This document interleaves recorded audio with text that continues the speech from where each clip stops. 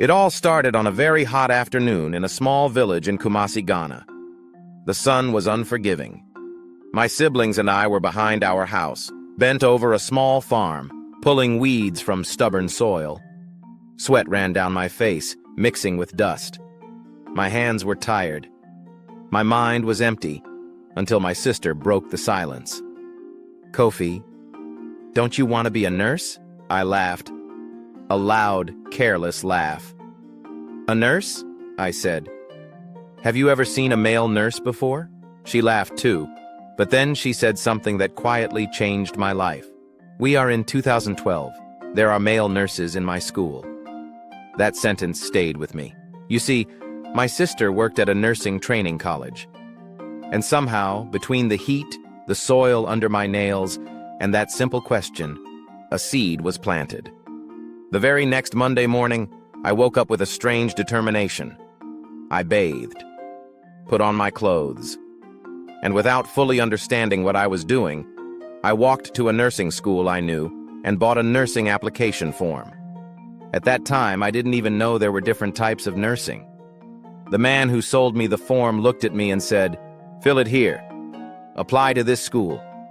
In just 2 years, you'll be a nurse." 2 years sounded good. Fast. Easy. But something didn't sit right. I went straight to my sister and told her everything. She looked at me and said gently, "That's enrolled nursing, or nursing assistant. If you want to be a professional nurse, it's 3 years." That was the moment I made a decision.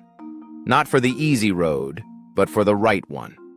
I applied to one of the best nursing schools in Ghana, right there in Kumasi, the Garden City. Then came the interview. I remember that morning like it was yesterday. It was raining. Not small rain. The kind of rain that soaks your soul. I woke up before dawn, ironed my only orange long-sleeve shirt, put on my one and only black trousers, polished my shoes until they shined like hope itself. I left home at exactly 5 o'clock a.m. The rain was pouring. I took a trotro and got down near the venue, only to realize I had no money for a taxi. So I walked. For 20 long minutes. In the rain. By the time I arrived, I was soaked, top to bottom, water dripping from my sleeves, my trousers clinging to my legs. And just when I thought the day couldn't get worse, a car sped past. Splash. Dirty water. From head to toe.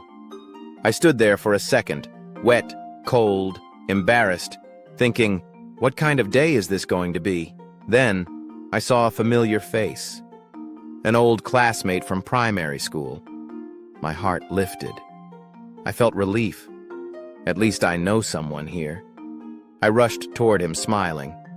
He pulled me aside, looked at me, and whispered, "Please, pretend you don't know me, especially with how you look right now." And just like that, I was alone again.